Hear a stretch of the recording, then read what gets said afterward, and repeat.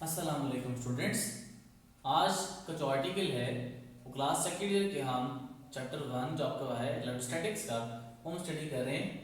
जो आर्टिकल आपके पास है वो है energy stored in a capacitor कि आप जब उसको चार्ज करते हैं तो उसमें जो एनर्जी स्टोर्ड होती है वो किस फॉर्म में आपके पास होती है, और अगर वो किस फॉर्म में हो रही है तो हम उसको फॉर्मुलेशन करके हम डिराइव करेंगे। तो स्टूडेंट्स आपने याद रखना है कि जब आप किसी भी कैपेसिटर की बात करते हैं तो जब वो चार्ज इसको स्टोर करता है, एनर्जी को स्टोर करता है, तो वो किस फॉर्म में कर रहा होता है? इन इलेक्ट्रिकल्स एनर्जी की फॉर्म में कर रहा होता है। उस हम एनर्जी को नाम देंगे कि क्या कहलाती है? Electric potential energy. अब इस आर्टिकल को स्टार्ट करने से पहले कुछ आपके मेन पॉइंट्स जहन में होने चाहिए कैपेसिटर के लिहाज से कि जब आप पहले कैपेसिटर को चार्ज करते हैं तो उस टाइम पे जो पोटेंशियल डिफरेंस होता है किसी भी प्लेट्स कैपेसिटर के ऊपर वो ज्यादा होता है, इंक्रीज किया जा रहा होता है। अगर आपने लेट से एक चार्ज को डिपॉजिट कर दिया प्लेट्स के ऊपर तो चूंकि पोटेंशियल डिफरेंस ज्यादा क्रिएट हो गया है, अब आप नेक्स्ट चार्ज डिपॉजिट कराओगे इसको आपने पहले से ज्यादा ऑर्डर करना पड़ेगा। क्यों? क्योंकि यहां पे रिपल्सिव फोर्स और कम आ जाती है, तो इसलिए हम कहेंगे कि नेक्स्ट इंक्रीमेंट करते हुए, डिपॉजिट करते हुए चार्ज को आपको एक्स्ट्रा एनर्जी सप्लाई करनी पड़ेगी, एक्स्ट्रा एनर्जी आपको पहले से ज्यादा लगानी पड़ेगी। जब आपका कैपेसिटर अनचार्ज होता है तो उस टाइम पोटेंशियल डिफरेंस की वैल्यू क्या होती है? 0 के बराबर होती है। लेकिन जब वो चार्ज हो जाता है तो उसकी पोटेंशियल डिफरेंस की वैल्यू क्या होती है? V के बराबर हो जाती है। अब हम क्या करते हैं कि अगर हम इस पोटेंशियल डिफरेंस का जो इनिशियल था और फाइनल है अगर हम एवरेज ले ले तो क्या बनेगा कि average potential difference will be equals to 0 plus V divided by 2 which is equals to V divided by 2। अब ये चीज जो आपके पास आ गई है इसको हम नाम देंगे कि आपके पास क्या कहलाता है? Average potential. अब देखिए इलेक्ट्रिकल पोटेंशियल एनर्जी का फॉर्मूला क्या है? देखिए बेटा V is equal to Q by V पढ़ा है, तो अगर हम यहां से वर्डन निकालना चाहें तो वर्डन क्या होगा? W is equal to Q V average. और ये वर्डन जो आप कर रहे हैं in the form of electrical potential energy के स्टोर हुए जा रहा है। अब यहां पे क्या है आपके पास? V एवरेज, तो V एवरेज की वैल्यू हमारे पास V बाई 2 है। आप इसमें पुट करें तो बेटा क्या आएगा? W इज इक्वल्स टू, आप इसको W भी लिख सकते हैं और आप इसको लिख सकते हैं कि ये U भी है, दैट इज एनर्जी है, और सब्स्टिट्यूट में हम इसको लिखेंगे कि E जो कि इंडिकेट कर रहा है कौन सी एनर्जी है? Electrical potential energy. तो ये आएगा U E is equals to Q V divided by 2। इसको मैं नाम दे दूं तो ये आपके पास क्या? इक्वेशन 1 है। तो बेटा आप इस फॉर्मूले से दो डिफरेंट फॉर्मूले बना सकते हैं। पहले केस में मैं क्या करता हूं कि मैं Q को रिप्लेस करता हूं by the formula of Q is equals to CV। तो जहां भी Q है इस फॉर्मूले में आप उसकी जगह CV पुट करें तो आएगा U इज इक्वल्स टू, ये Q की जगह आपके पास क्या आ गया? CV, और V/2 आपके पास एज इट इज आ गया।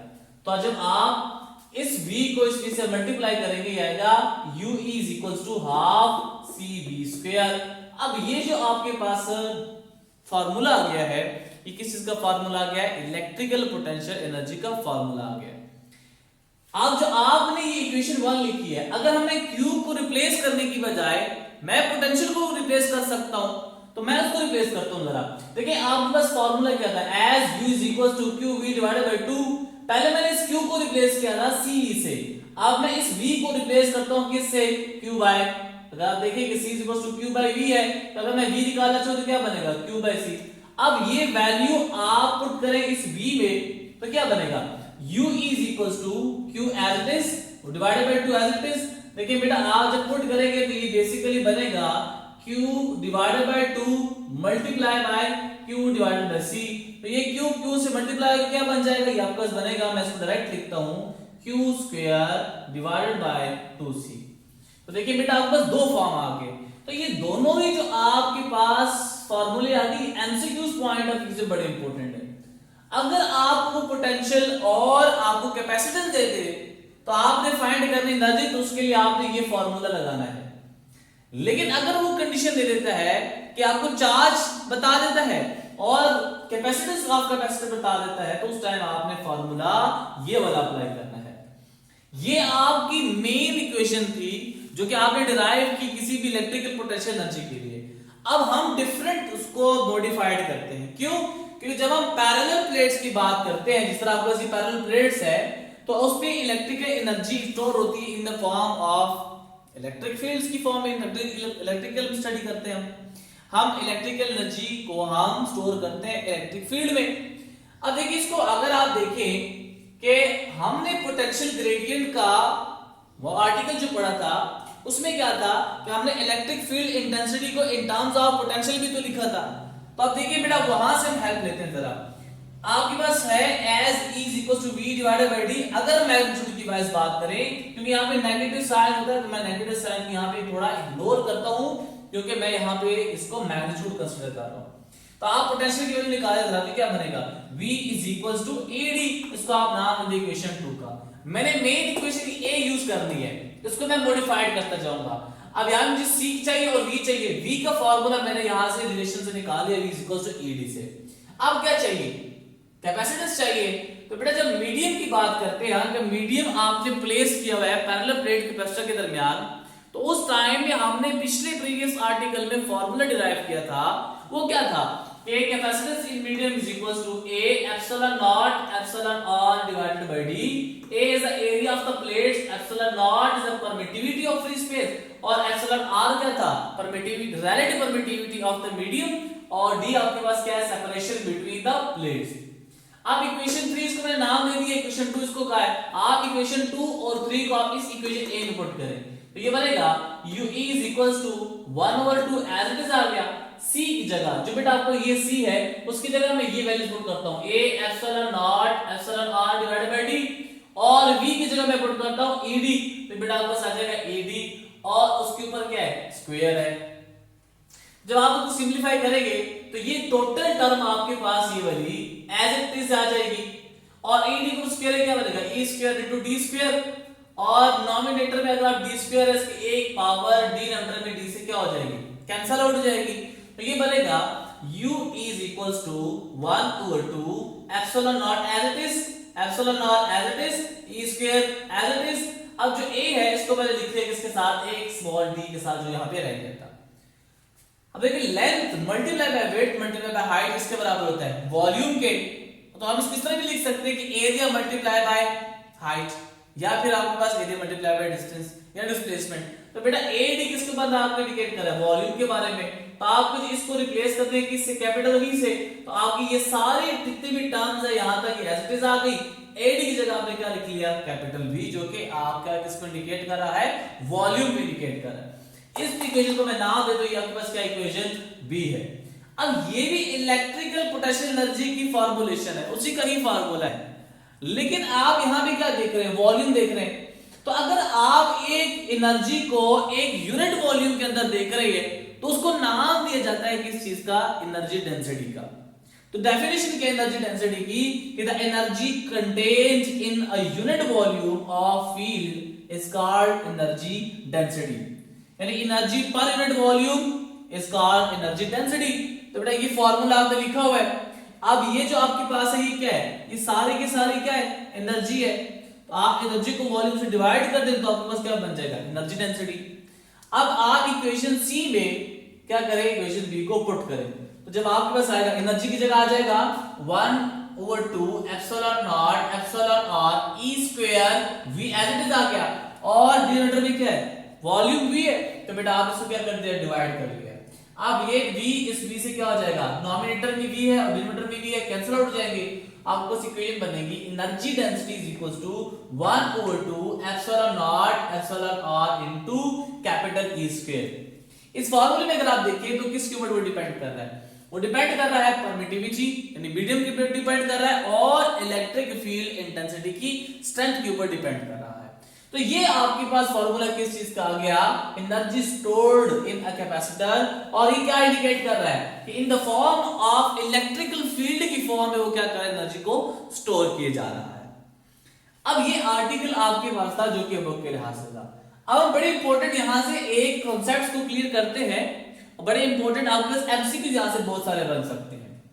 अब एनर्जी स्टोर्ड आप यहां पे पढ़ रहे हैं।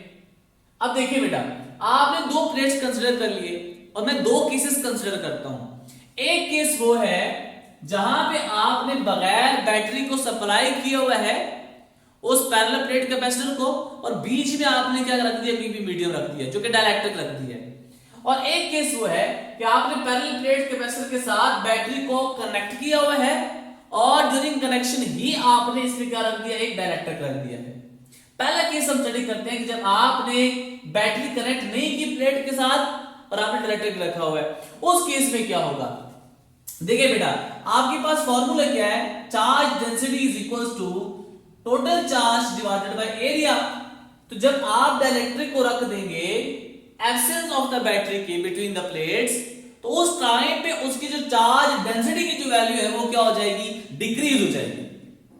तो बेटा रिलेशन बनाते जाए आगे जरा। जब आपके एक चार्ज डेंसिटी कम हो गई तो उसमें क्या हुआ, आपकी चार्ज डेंसिटी जब कम हो रही है तो उसका रिलेशन किसके साथ है, इलेक्ट्रिक फील्ड एंड डेंसिटी के साथ for a parallel plate capacitor, जो कि फॉर्मूला क्या कहता है, E is equals to sigma divided by epsilon not. जब सिग्मा डिक्रीज हो रहा है तो इलेक्ट्रिक फील्ड इंटेंसिटी भी क्या हो जाएगी, डिक्रीज हो जाएगी।